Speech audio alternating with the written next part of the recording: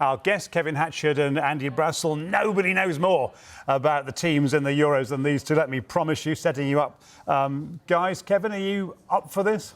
Yeah, absolutely. It's a hugely exciting tournament because what you want is you want a tournament where a number of teams can win it. And I feel like that's absolutely the case. It's not just one or two at the top of things. You feel like there are a few that could cause an upset.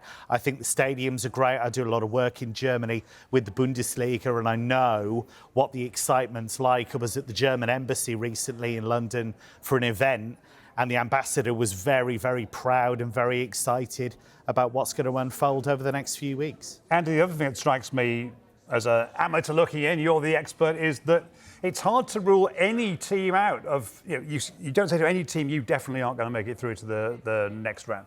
No, and part of that's the format, of course, with the four best third place qualifying teams going through as well. So some would argue it's harder to be knocked out than to stay in it in the first round.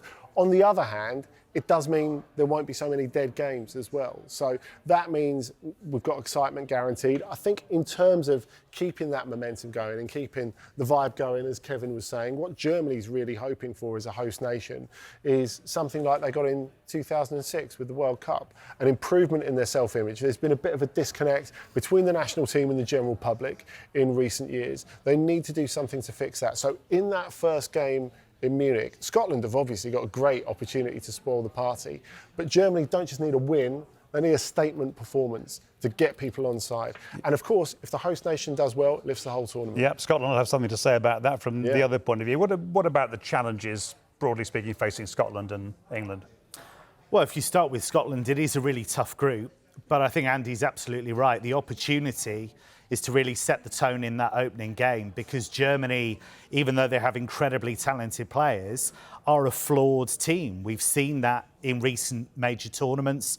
Didn't get out of the group at the World Cup in 2018, didn't get out of the group in Qatar either, and were beaten by England at the last Euros. So there is an opportunity for Scotland, because if Germany don't start that game in Munich well, then there will be a bit of anxiety, because it's only fairly recently that Germany and Julian Nagelsmann, their coach, have been able to win over the German public, because I would say ahead of that March international break when they played France and the Netherlands, there was real trepidation about how this could go. Because they won both of those games, suddenly the mood is very different. And what about England, Andy? There's been a sort of temptation to assume that England are going to breeze through the group, but you can look at that in a different way.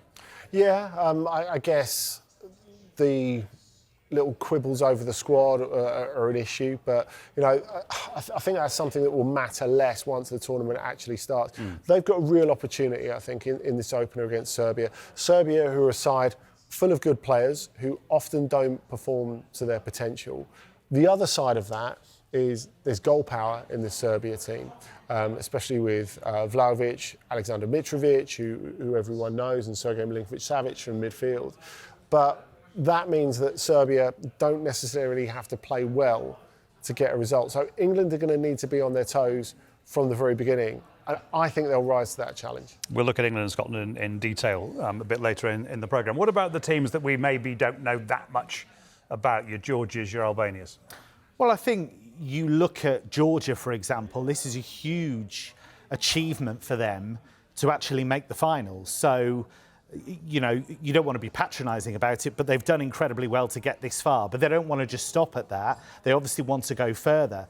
They have a star player that some people will know already in Kavica Kvaratskhelia, who's a winger for Napoli. He was instrumental in them winning the Serie A title last season, depending on whether you think it's this season or last season. 12 months ago. But he is absolutely the talisman for that team. So I think what you will get is you will get some sides that have one or two really notable players. The key is going to be the architecture around them. How do the rest of the guys do their job to allow guys like Kvaratskhelia to shine? We'll get to all the groups in detail over the course of the next 2 hours. The other unusual thing is that the transfer window opens on the same day the tournament opens. So there's clubs watching very closely, agents watching very closely, players have extra incentives. Yeah, there are, Nick. And I guess the biggest domino has already fallen with Kylian Mbappe wanting to get that transfer to Real Madrid over the line so he can just think about the European Championship. I mean, he said in his press conference before their friendly against Luxembourg last Tuesday, so the day after he signed for Real Madrid, that he felt relieved. You always think of him as cool as a cucumber. So I think it's a bit disingenuous sometimes to say that players can completely disassociate their minds from what's going on. Ideally,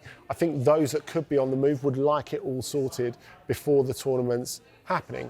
On the other hand, there will be a few stars that pop up and make people really take notice when they show they can do it on the biggest stage. And of course, there are a lot of clubs out there who don't exactly know how much money they've got in the pot and maybe won't do until a little bit later in the summer.